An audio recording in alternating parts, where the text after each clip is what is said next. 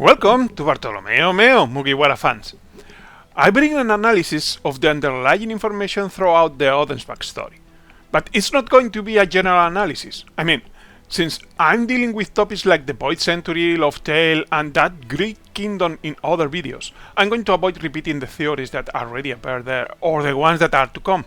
So I'll focus this analysis only on the information related to the Wano arc and what can help us advance what will be in the future there.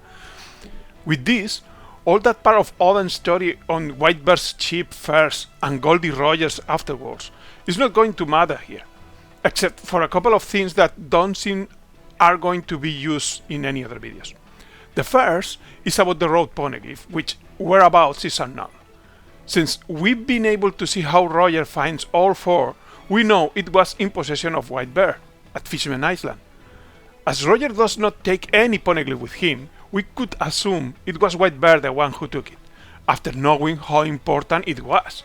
Then, it would be what remains of Whitebeard pirates who kept it after the captain's death, and they're still having it somewhere.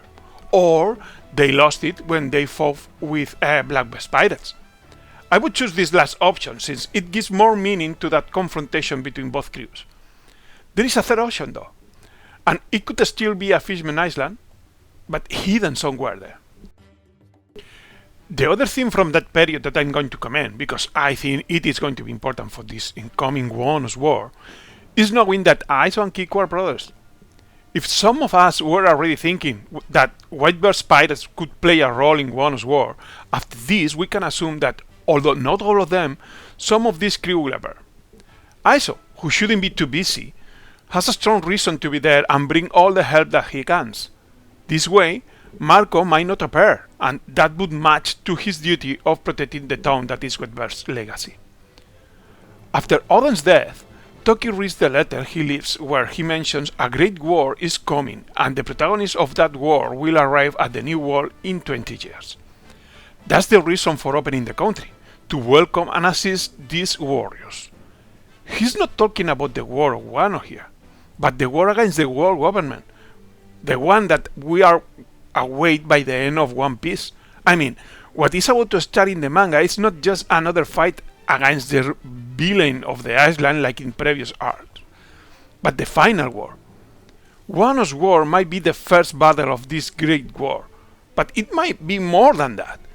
And the fight against the Emperors would be the spark that will bring more and more people to Wano to fight until everything gets solved there. We've already seen the interest of the world government in Wano. Several characters have been preparing us for this. Blackbeard says, when reading in the newspaper that Big Mom is going to Wano following Luffy, that the fight for the throne to rule the world has already started. Doflamingo was talking about this even before that.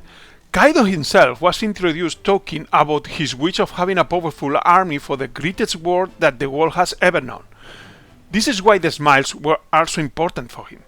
So it seems we have in front of us a few years of action and epicity where we are going to see all characters that are able to fight doing it. I think we would do well if we stop thinking by following the old patterns, where Luffy would fight the top villain and the rest of Straw Hats would confront the commanders. What I mean is that instead of expecting one-on-one fights for all the Straw Hats, I think we will get closer to what we saw in Marineford, exchanging blows here and there between different characters. It also seems that events are leading to another fight in Impel Down somehow. I guess that as part of the war against the world government, Oda has already dropped that Sabo and Bahaku might have become prisoners. But that wouldn't be the only reason for it. In the cover story we are currently having, what is basically happening with Vege's crew is that the Marines are taking Chiffon into custody. Or at least that's what it seems. Things are a bit confusing now for us and for the characters. Gotti has just realized that the one that he has rescued is Lola, so I understand that Chiffon is still a prisoner. If this were confirmed, what would happen next? Firetan Pirates would want to free Chiffon at all costs, and if I'm right, they wouldn't accomplish that now. What is mostly catching my attention here is that Chiffon is the one arrested, who doesn't have even a bounty. There is something that is not making sense here. The logical thing would be that the Marines took her confusing her for Lola, which has a bounty of 24 millions of berries. But arresting Chiffon just because he's Capone Village's wife makes much less sense. However, Marine show up at the saloon showing Village's bounty poster instead of Lola's, so it really looks like this second option. What I do understand is why the story might require of Chiffon being captured. It's not only giving a reason to fighting pirates to join the Allies in the Great War, and by Allies, I'm meaning Luffy's side, but also to the side, let's say, good of Big Mom's pirates, the ones that haven't gone to Wano, Katakuri, Pudding, Brûlé, and even to Lola herself and her crew. But let's talk about Wano, that I'm by the half of the video and still not talking about what I promised. We finally met Toki, who seems so important character to me that I dedicated my whole previous video to her. In it, I was trying to prove she was Komurasaki, but just at the next chapter of the manga we could see how Denjiro becomes Kyoshiro and makes Hayori to become Komurasaki to hide her real identity. That seemed to destroy my theory, and it seemed so to me too at first. But then I realized all the evidences are from a specific day, the one Komurasaki goes to Orochi's castle for the first time and ends up being executed by Kyoshiro. So even though we've seen Kyoshiro asking Hayori for be always carrying fake blood in case they need to pretend her death, I can still see that it is fitting more that it's Toki who plays Komurasaki that day. Oda could still be trying to mislead us to keep the surprise when he will reveal Toki is alive. After having seen how she can use her power and the commitment and bonds she has with the time of the history war now, letting herself be killed would be the most ridiculous behavior for a One Piece character ever. Besides, right when in the cover story Oda is playing with the confusion between twin sisters, it sounds like something that he would do playing with the same confusion in the main story, but between mother and daughter, because in this case we got a mother that could save the age gap with her daughter. My problem with Kyoshiro has been a different one. I've been stating he was Denjiro since the very beginning, but after seeing Denjiro in the backstory and checking how different they are, just when I'm convinced that they cannot be the same person is when, boom, it is revealed that they are. And was not the facial features what really convinced me they couldn't be the same, but the body size, since Denjiro was shown as one of the smaller red scabbers, while Kyoshiro is huge. But I was planning to tell Denjiro was the witching hour boy, based on he was the one managing the money in Oden's group. But I'm going to stop justifying myself. I'm only going to add here that we don't know what happened with that faithful servant of the Kosuki family, and he could still appear in the present and play some role in Orochi's defeat. We got the chance of comparing how most of the characters in Wano were 20 years ago and how they are now, and the big surprise, for me, is that the one who seems to have changed the most is Kaido. For example, he waited 5 years to confront Oden just because of his strategy, because he could see there were chances of being defeated and preferred to wait for having more military strength. The Kaido of the present gets in anything without second thoughts. Actually, he doesn't mind dying.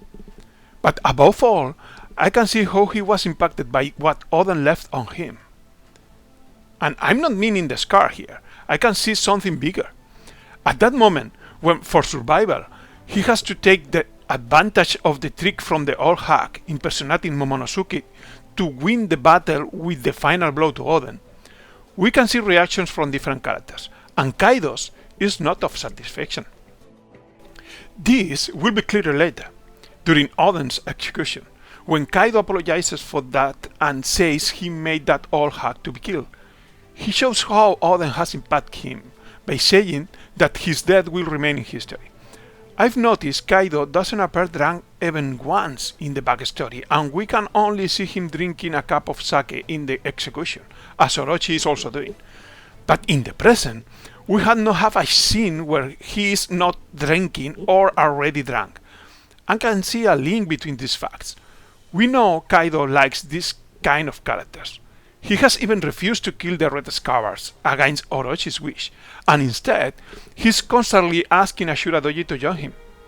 So it seems to me that way of winning and executing Oden has changed him for good and cannot be living with it. He's permanently drunk and with a wish of dying. We've seen how he's trying to kill himself and has teamed up with Orochi, who wanted to destroy his country, to get what he needs for, in his own words, start the biggest war of the century and make the world to crumble.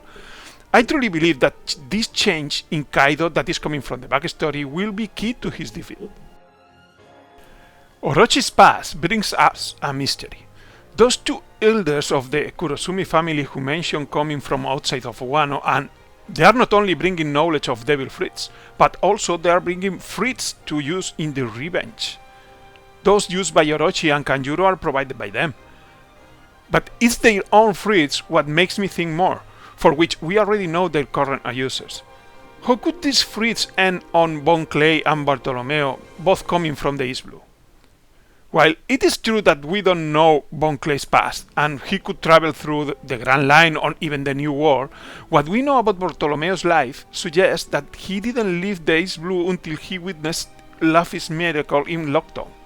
Since we can presume the old user of the very died nearly 20 years ago, this would mean the fruit had to wait all this time for its next user, or, what seems more likely, that there was another user in between. Here might be more story to tell yet. I'm finishing, and only want to mention that we know now Frankie met Oden, and this could be used in the Wano arc as well.